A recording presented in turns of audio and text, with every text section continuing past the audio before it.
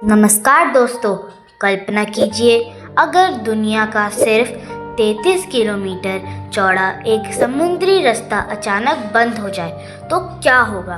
Petrol महंगा हो जाएगा, डीजल महंगा हो जाएगा और कई देशों की इकोनॉमी तक हिल सकती है, क्योंकि दुनिया का लगभग 20% तेल इसी छोटे से समुद्री रास्ते से गुजरता है। इस रास्ते का नाम है स्ट्रेट ऑफ हॉर्मुज।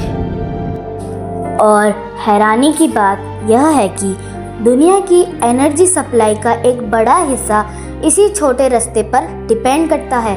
अब सबसे पहले समझते हैं क्रूड ऑयल क्या होता है। करोड़ों साल पहले धरती पर बहुत सारे पेड़ पौधे और छोटे जीव रहते थे। जब ये मर जाते थे तो समय के साथ मिट्टी और पत्थरों के नीचे दब जाते थे। लाखों करोड़ों साल तक गर्मी और दबाव के कारण ये धीरे धीरे बदलकर एक काले या गाढ़े लिक्विड में बदल गए। इस लिक्विड को कहते हैं क्रूड ऑयल यानी कच्चा तेल। रिफाइनरी में इस कच्चे तेल को साफ किया जाता है और तब इससे बनती है हमारी डेली यूज़ की कई चीज़ें, जैसे पेट्रोल, डीजल, केरोसिन, एलपीजी और सड़क बनाने वाला डामर, जिसे हम चारकोल कहते हैं। अब बात करते हैं एलपीजी की। एलपीजी मुख्य रूप से दो तरीकों से बनती है, क्रूड ऑयल और नेचुरल गैस। पहला तरीका है कच्चा तेल, जिसके बारे में हम पहले बता चुके हैं। भारत की कुल एलपीजी रिक्वायरमेंट में से लगभग 20 से 25% हिस्सा इसी कच्चे तेल की रिफाइनिंग से मिलता है। दूसरा तरीका है नेचुरल गैस। जब नेचुरल गैस ज़मीन से निकलती है तो उसमें कई गैसें मिली होती है, जैसे मीथेन, प्रोपेन और ब्यूटेन। इसे गैस प्रोसेसिंग प्लांट में भेजा जाता है। एलपीजी को नेचुरल गैस से अलग किया जाता है। नेचुरल गैस में मुख्य रूप से मीथेन होती है, जिसका इस्तेमाल बिजली बनाने और पाइपलाइन के जरिए घरों तक पहुंचाने में होता है। वही एलपीजी मुख्य रूप से प्रोपेन और ब्यूटेन नाम की दो गैसों से मिलकर बनती है। नेचुरल गैस से लगभग 15 से 20% एलपीजी बनती है।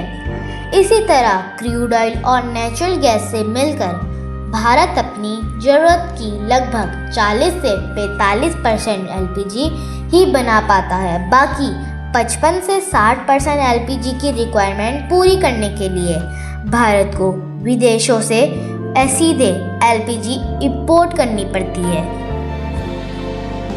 दुनिया में ऑयल बहुत जगह मिलता है, लेकिन सबसे ज़्यादा प्रोडक्शन कुछ एरियाज़ में होता है, जैसे यूनाइटेड स्टेट्स, कनाडा, रशिया और मिडल ईस्ट। मिडल ईस्ट नाम यूरोप के लोगों ने दिया था क्योंकि यह क्षेत्र यूरोप और पूर्वी एशिया के बीच पड़ता है।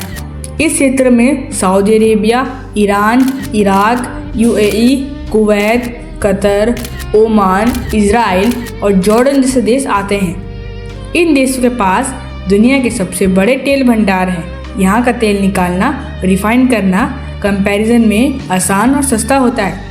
इसी वजह से दुनिया के कई देश अपनी तेल की ज़रूरत के लिए मिडल ईस्ट पर निर्भर रहते हैं। मिडल ईस्ट के जितने भी तेल वाले देश हैं, वे सब एक ही समुद्र के किनारे बसे हैं। इस समुद्र का नाम है फारस की खाड़ी। इसे खाड़ी या गल्फ इसलिए कहते हैं क्योंकि ये 3 तरफ से ज़मीन से घिरा होता है, एक तरफ से समुद्र से जुड़ा होता है। फारस की खाड़ी जिस समुद्र से जुड़ी है उसका नाम है अरेबियन सी, लेकिन इन दोनों के बीच में एक संकरा रास्ता है जिसे कहते हैं स्ट्रेट ऑफ हॉर्मुज। यह रास्ता बहुत संकरा है।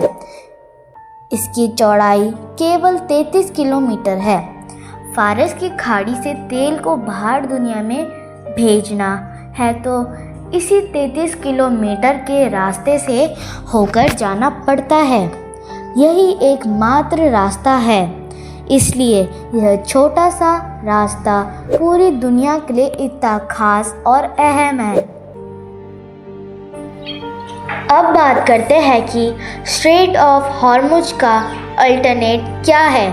फर्स्ट अल्टरनेट है ईस्ट वेस्ट पाइपलाइन, सऊदी अरब के पूर्वी तेल क्षेत्रों में से कच्चा तेल निकलता है। इस तेल को ईस्ट वेस्ट पाइपलाइन में डाला जाता है। ये पाइपलाइन लगभग 1200 किलोमीटर लंबी है। ये पाइपलाइन सीधे पश्चिम में रेड सी के किनारे स्थित यांबू बंदरगाह तक जाती है। यहाँ से तेल टैंकर जहाज़ों में भरकर दुनिया के अलग अलग देशों में भेज दिए जाते हैं। दूसरा रास्ता है हबशैन फुजीरा पाइपलाइन। अबू धाबी के पास हबशैन तेल क्षेत्र है। यहाँ से निकलने वाला तेल हबशैन फुजीरा पाइपलाइन में डाला जाता है। ये पाइपलाइन लगभग 360-400 किलोमीटर लंबी है। ये सीधे फुजीरा बंदरगाह तक जाती है जो गल्फ ऑफ ओमान पर स्थित है और हॉर्मुज के बाहर है। इसलिए यहाँ से जहाज आसानी से दुनिया में तेल ले जा सकते हैं। तीसरा रास्ता है कि दूसरे देश तेल सप्लाई कर सकते हैं, जैसे Russia, United states, Nigeria, Brazil, Canada, Mexico and Venezuela. लेकिन यहाँ भी एक समस्या है। खाड़ी से तेल 5-7 दिन में पहुँच जाता है, जबकि अमेरिका या अफ्रीका से आने में 30-45 दिन लग सकते हैं। कभी कभी दुनिया की सबसे बड़ी चीज़ें किसी बहुत छोटी जगह पर टिकी होती है और दुनिया की एनर्जी सप्लाई भी ऐसी ही एक छोटी सी जगह पर निर्भर है। स्ट्रेट ऑफ हॉर्मुज सिर्फ 33 किलोमीटर चौड़ा यह समुद्री रास्ता आज भी पूरी दुनिया की एनर्जी सिक्योरिटी और इकोनॉमी के लिए सबसे अहम रास्ता में से एक है।